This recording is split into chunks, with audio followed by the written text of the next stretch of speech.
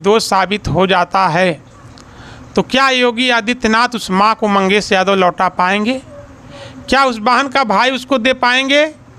क्या उस परिवार का इकलौता चिराग लौटा पाएंगे योगी आदित्यनाथ जी? जात के लोग हैं उनको फूल माला पहनाइए और जो यादव हो, जो पिछड़ी हो, जो दलित जात से हो, उसको सरेआम गोलियों से भूज दीजिए गया है और यादवों को टारगेट करके मारा जा रहा है। केवल मंगेश यादव को मारेंगे, कितने प्रेमनाथ यादव को आप मारेंगे? हजारों पैदा एक को मारेंगे, हजारों पैदा होंगे। आदित्यनाथ जी के ऊपर खुद 30 से ऊपर मुकदमे हैं, उसकी जांच नहीं होनी चाहिए। वो जो उप मुख्यमंत्री केशव प्रसाद मौर्य उनके ऊपर मुकदमे हैं, उसकी जांच नहीं होनी चाहिए। दिन बलात्कार हो रहे हैं खुली आंखों के चौराहे पर रेफुरा लोगों के सामने। नमस्ते दोस्तों, हम आ गए हैं समाजवादी गायक विजेंद्र यादव उर्फ गुड्डू। विकलांग हैं जो समाजवादी गाना गाते हैं। आइए जौनपुर मंगेश यादव के घटने पे इनसे बात करेंगे, देखते हैं इनकी राय क्या है। गुड्डू जी, हमारे चैनल में आपका स्वागत है। और मंगेश का जो जौनपुर जो घटना है उसमें हम आपसे बात करेंगे। जी, सबसे पहले मैं मंगेश यादव को सच्ची श्रद्धांजलि देता हूं और उस माँ और पिता बहन जिन्होंने अपने परिवार के इकलौते चिराग को खोया है, उनके प्रति हमारी संवेदनाएं हैं। भगवान उनको सहन शक्ति प्रदान करें। इस दुख के घड़ी में हम सभी लोग उनके साथ हैं। और जो ये इनकाउंटर हुआ है बहुत ही निंदनीय है। एक सुनियोजित एक हत्या है जो सरकारी गुंडों के द्वारा करवाई गई है, माननीय मुख्यमंत्री जी के द्वारा, और किसी जात विशेष को टारगेट करते हुए इस घटना को अंजाम दिया गया है। इसलिए कि जो ये लूट होती है सुल्तानपुर में, इसमें 5 आरोपी बताए जाते हैं। जो उसमें मुख्य सरगना है विपिन सिंह है, उसके ऊपर कोई कार्रवाई नहीं होती है। वो एकदम सुरक्षित तरीके से वो हाजिर हो जाता है, तब एसटीएफ गायब रहती है। और जब मंगेश यादव की बारी आती है, इसको 2 सितंबर को पुलिस एसटीएफ वाले रात में गिरफ्तार करते हैं और उसके बाद 5 सितंबर को भोर में उनका इनकाउंटर कर दिया जाता है। और इनकाउंटर के समय जो उसके दिखाया जाता है कि उसके पास से पिस्टल, कारतूस, बैग बरामद हुआ, एक गाड़ी भी बरामद हुई जिससे वो भाग रहा था।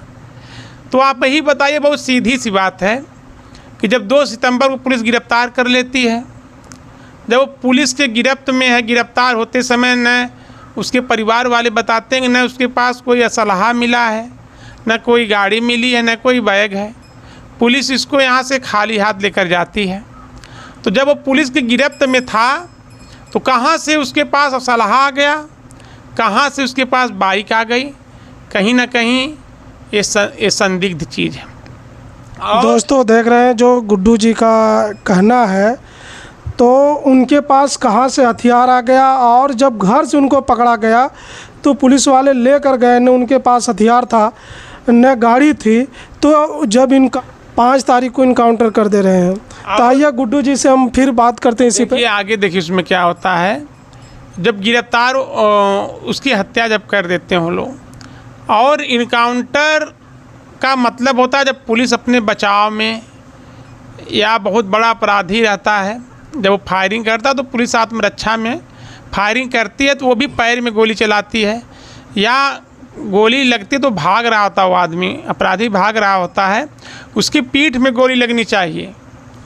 लेकिन ये लोग सटाकर बहुत ही निर्मम तरीके से उसके सीने में गोली मारे हैं। जो डीके शाही हैं ना, सीने में गोली मारे हैं, उसके सर पे, उसके चेहरे पे गोली मारे हैं। और कहीं ना कहीं ये उत्तर प्रदेश की कानून व्यवस्था और जो एक जात विशेष को टारगेट करते हुए योगी आदित्यनाथ जो ये मुहिम चला रहे हैं कि जो हमारी जात के लोग हैं उनको फूल माला पहनाइए और जो यादव हो, जो पिछड़ी हो, जो दलित जात से हो, उसको सरेआम गोलियों से भूज दीजिए। यह जांच का विषय है।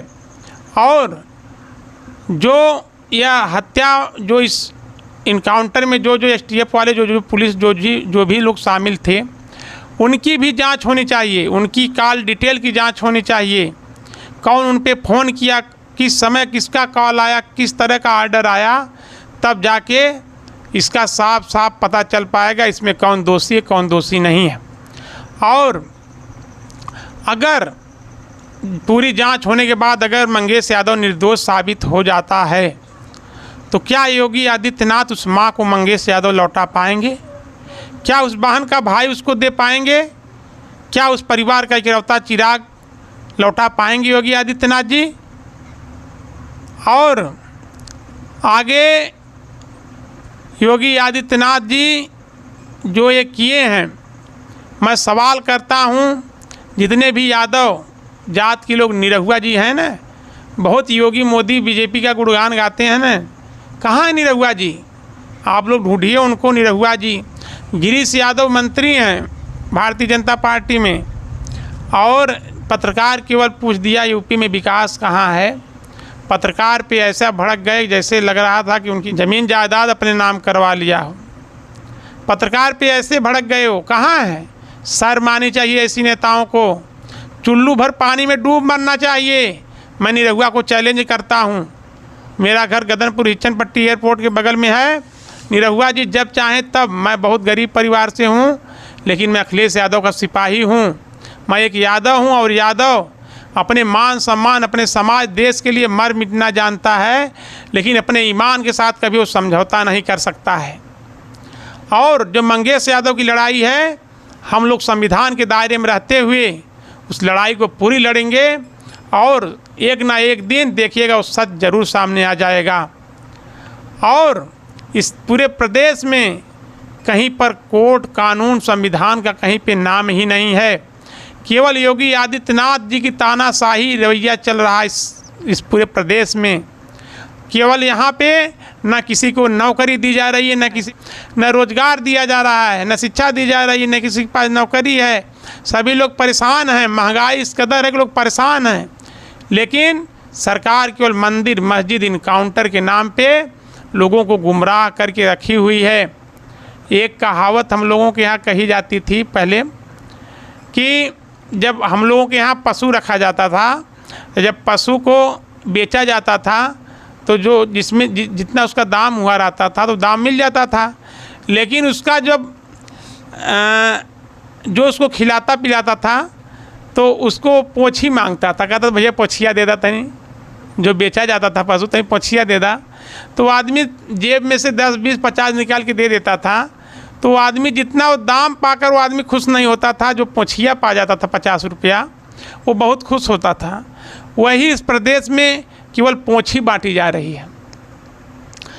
5 किलो राशन। पोछी का मतलब भाई न नौकरी न रोज़गार है। रोज़गार अगर रहता तो हम लोगों को 30,000 40,000 रुपये मिलता, 20,000 रुपये मिलता महीने का। 5 किलो राशन 100-150 में काम हो जा रहा है। जहाँ पे 100-150 में काम हो जा रहा है तो भैया 20,000 देने की आवश्यकता है। तो लोगों को गुमराह करके रखा गया है और यादवों को टारगेट करके मारा जा रहा है केवल। मुख्यमंत्री जी को यादव से क्या दुश्मनी है, क्यों मरवाएंगे? देखिए, यादव से ये दुश्मनी है कि यादव पिछड़े दलितों को जगाने का काम कर रहा है। यादव लोगों को जागरूक कर रहा है। यादव संविधान की बात कर रहा है। यादव अपने हक अधिकार की बात कर रहा है। यादव जल जमीन अपने हिस्सेदारी की बात कर रहा है। लोगों से हिस्सा अपना मांग रहा है और अपने भाइयों को दिलवा रहा है। यही चीज़ बीजेपी की आंख में करक रही है, इसीलिए वो यादवों को डराना चाह रहे हैं। इस गीदड़ भपकी से कोई डरने वाला यादव नहीं है। कितने आप मंगेश यादव को मारेंगे, कितने प्रेमनाथ यादव को आप मारेंगे? हजारों पैदा एक को मारेंगे, हजारों पैदा होंगे।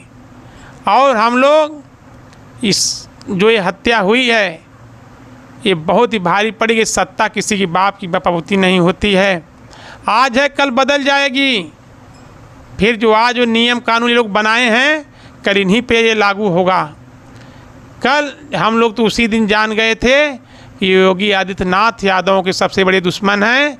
जिस दिन माननीय अखिलेश यादव जी के द्वारा कुर्सी खाली की गई थी और उसको योगी जी गंगा जल से धुलवाए थे। अरे हम लोग गौ पालने वाले हैं, गाय की सेवा करने वाले हैं, गौमूत्र से हम लोग अपने घर को शुद्ध रखते हैं। और जिस पे जो 4 बार जिसके पिताजी प्रदेश की मुख्यमंत्री की गद्दी पर रहे हों, जो खुद रहा हो, उसकी गद्दी को आप गंगा जल से धुलवा रहे हैं। ये यादवों का अपमान नहीं है? ये पूरे प्रदेश का नहीं, पूरे देश का नहीं, पूरे विश्व के यादवों का अपमान है। और यह अपमान यादव कभी नहीं भूलेगा। और आज समाजवादी पार्टी से लेकर जितने भी यादव समाज के लोग, तमाम संगठन हैं, मंगेश यादव के लिए लड़ाई लड़ रहे हैं और अंतिम सांस तक ये लोग लड़ाई लड़ेंगे। और योगी आदित्यनाथ केवल अपनी जात के लोगों को क्यों नहीं, विपिन सिंह का क्यों नहीं इनकाउंटर होता है? इनकाउंटर कर दें तब हम माने कि योगी जी प्रदेश में सभी को एक नज़र से देख रहे हैं। ककरी की चोरी करने वाले को कटार से नहीं मारा जाता है। छोटी मोटी जो उसके ऊपर 2 मुकदमा था मोबाइल चोरी का, लेकिन रातों रात उसके ऊपर 7-8 मुकदमे हो गए। 1 लाख का इनाम रख दिया गया। और योगी आदित्यनाथ जी के जो जात के लोग हैं उनके ऊपर 100 मुकदमे हैं। 150 से ऊपर लोग हैं जिनकी लिस्ट आप गूगल पे सर्च कर लीजिए। योगी आदित्यनाथ जी के ऊपर खुद 30 से ऊपर मुकदमे हैं। उसकी जांच नहीं होनी चाहिए? वो जो उप मुख्यमंत्री केशव प्रसाद मौर्य उनके ऊपर मुकदमे हैं, उसकी जांच नहीं होनी चाहिए? आप लोग सवाल करिए, खोजवाइए, क्यों आपके ऊपर नहीं मुकदमा? जब मुकदमा है तो उसकी भी जांच होनी चाहिए, उनके ऊपर भी उस तरह की कार्रवाई होनी चाहिए। इसलिए संविधान हमारा कहता है कि जितना एक गरीब आदमी के जान की कीमत है, जितना प्रधानमंत्री की कीमत, जान की कीमत, उतना एक गरीब आदमी की भी जान की कीमत है। इस देश के हर एक नागरिक की जान की उतनी ही कीमत है। क्या मंगेश यादव को लौटा देंगे योगी आदित्यनाथ जी अगर कल क्लियर हो जाएगा कि ये दोषी नहीं था?